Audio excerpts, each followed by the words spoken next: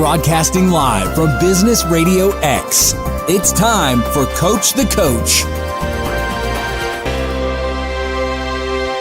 Welcome to Coach, helping business coaches deliver more impact in less time.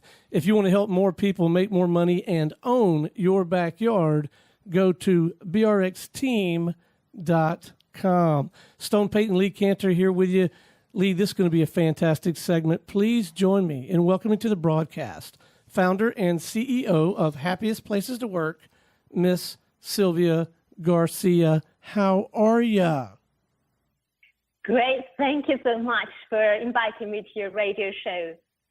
Well, Silvia, before we get too far into things, tell us about Happiest Places to Work. How are you serving folks? Doing great. We are applying all the science and knowledge to make our place a happy place to work, and we can measure it and prove it. So really doing pretty well. Thank you. Well, how do you define happy? Well, that's a great question because there's a lot of confusion about what happiness is. And basically, many people think that happiness is equal to joy or laughing, having a good time. And that is just a tiny little piece of what really happiness is. Defining happiness is the best way is go closer to the ingredients of happiness, which are having a purpose, like thinking that you are here to do something important, that others care about you, you care about others, that you grow to the best version of yourself, that you keep growing and learning, and that you have an impact, that you can impact and you have some control over the things that happen. That's coming closer to a good definition of what real happiness is. Now, do you think that you can find happiness through your work or a job, or is this something that is just something in your personal life? Oh, no, absolutely.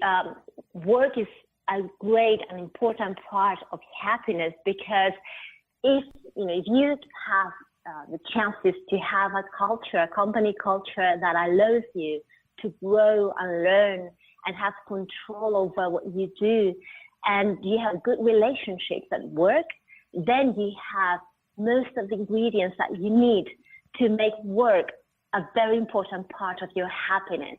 So it's not with work. So if you're miserable at work, no matter how happy you are in your private life, at the end, you're not going to be really happy. So it really can be an ingredient of happiness, but it doesn't happen just like that. You need companies to be aware that they can foster those ingredients for people to be happy at work.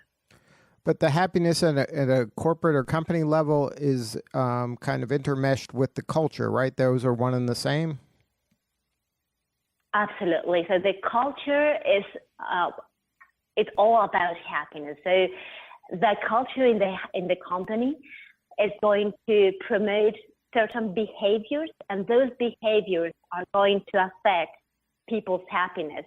When people see behaviors that are about, here is not a safe place to work, we don't trust each other, you don't have control about what you do, it's very hierarchical, we only reward performance, and you can achieve your goals the way you want, no matter how you do it, just go for it, despite taking maybe unethical decisions. All that is culture. So you have very toxic cultures where people are really unhappy. And you see that in people leaving the company quite urgently, quite quickly, and not being able to recruit talent. So there's a war for talent right now. And the companies that create the right culture, they get access to the best talent and they retain it.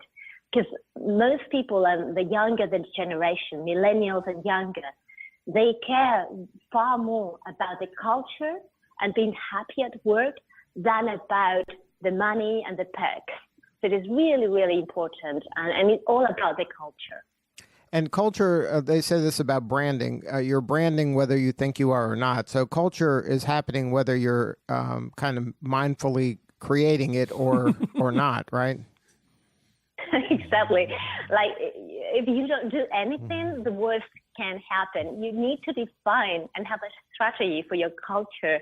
And you have to reward the good behaviors, those you want to see, because people do what works. They're going to be looking around for the behaviors of the leaders to see what works in this company, how's the culture in this company. If you don't define and have a strategy to say, this is the type of culture, these are the type of behaviors that we reward. If you want creativity to happen, you need to reward for people trying new things. If every time someone fails, then you don't get the bonus, you don't get a reward, then you're not going to have people trying new things, and you're not going to have any creativity. So absolutely everything that happens in a company needs to be taken into account and done by design. And that's what we help companies design for success, design their culture so people get access to the best parts of themselves and their brain functioning. So they are successful, they are happy, and their business is better. Now, and this is something that it sounds good and it feels good, but there's actually ROI research and evidence behind some of these behaviors, right? This probably improves turnover, productivity. There's things you can point to, math things and money things that show that this is a wise investment, right? Yeah, absolutely. At the end, we know that businesses exist because they make money and they need to make money and they need to invest wisely that money and see the return of investment. So around culture and positive culture and happiness, a lot of research has been done to see whether this was a wise investment or not. And now we can say that happiness is not a result of companies that do good. On the contrary, happiness is an ingredient, a key competitive advantage. So companies do better. Sales, for example, can be increased by 10% by increasing employees' happiness, better retention, and having more creativity, like 3 times higher creativity if you increase employees' happiness, but also better decision taking and more collaboration among teams. They are more interdependable, they trust more each other, and they collaborate better. And all that results in better customer satisfaction, sales, and economic results. So there's a very solid case for return of investment. Now, do you see when you're working with companies, don't a lot of them think that they're doing this right and they have a culture that they think is good enough? But then once you start digging in, maybe doing some discovery or some basic research, they realize that, hey, maybe we have been going about this in maybe not the best way. Absolutely. It's wide opening that we can now use a very simple culture audit that is science-based to tell each company, you're doing like this with a number and a number on each of the ingredients of a great culture. So now they can see with numbers, this is how we are now. And we're starting our journey wherever we are, and we can see where we improve, which are our strengths and our areas of improvement, and how they evolve and improve the culture. And you can design based on the culture you want to get, which are the ingredients that you want to change. So it's normal that many companies didn't know where to start when designing a culture, first because they couldn't measure what was the culture, the ingredients. Now that we can do that, it really becomes another important key factor to follow in the leadership meetings. How is our culture doing in each of the ingredients? How are we progressing? Now, what are those kind of pillars behind a happy or a culturally sound company? Well, there are 8 pillars. So I'm not going to name them all, but we can, if you want, give a link or something so people can check on them.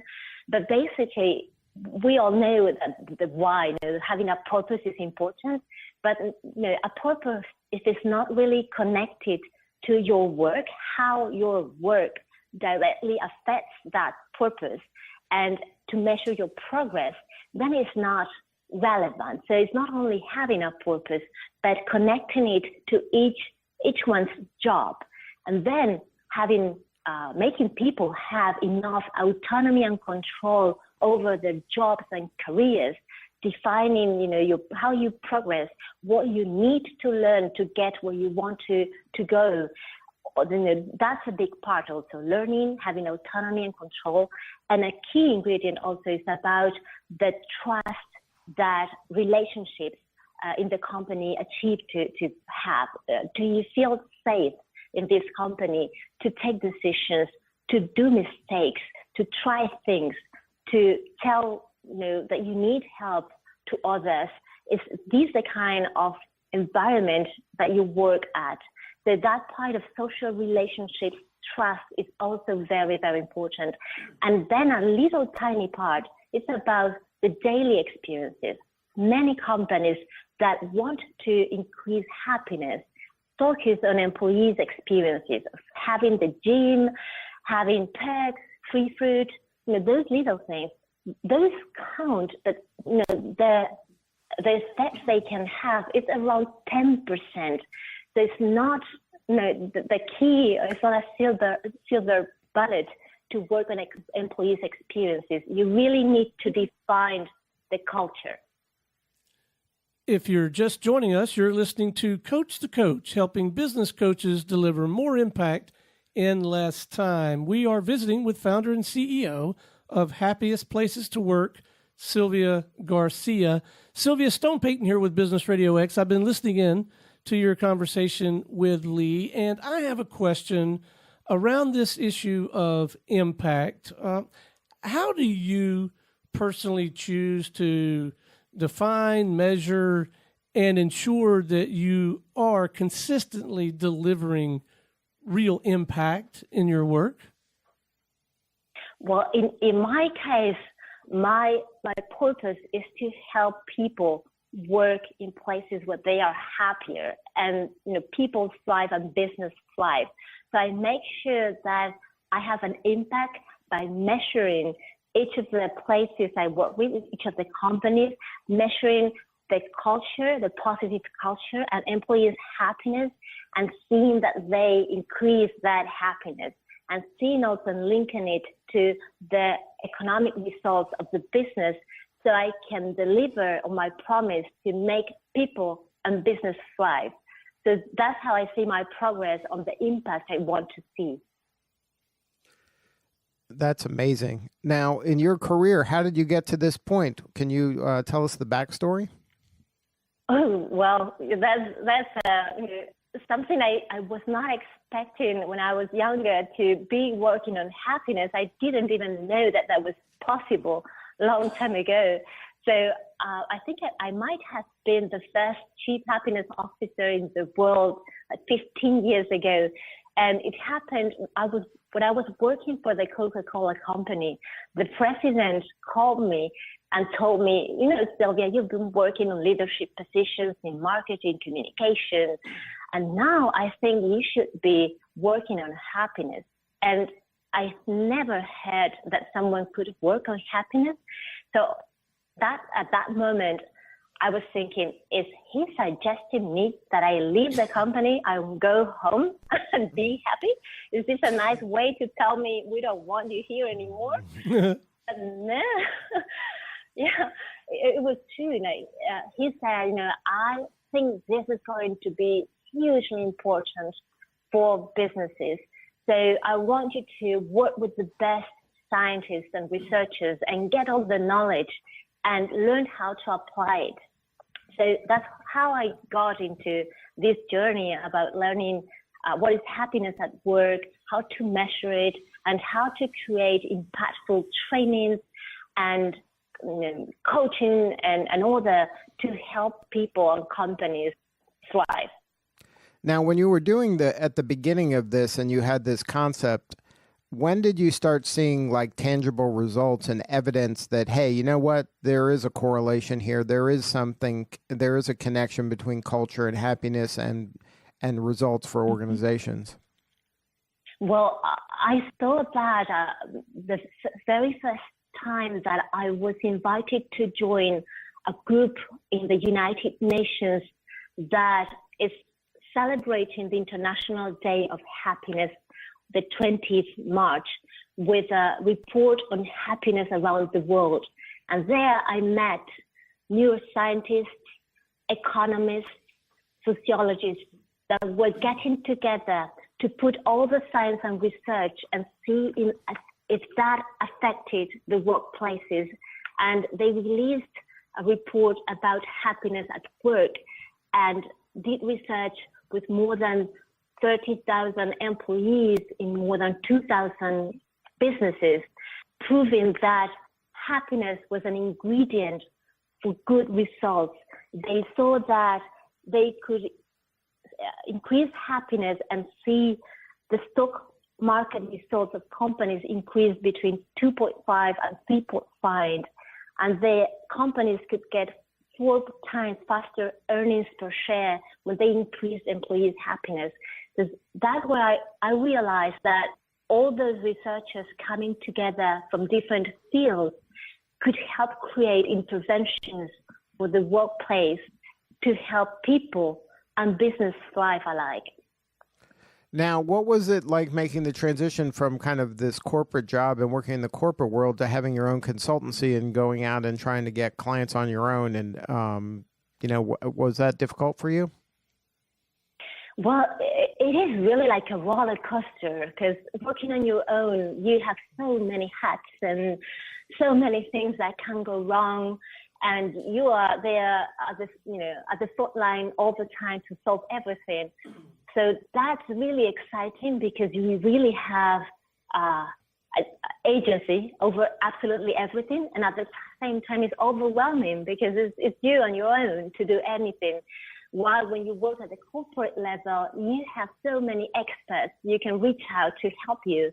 But on the other hand, everything moves so slowly at corporate level because you get to have to align so many people to take any decision. So it's really different.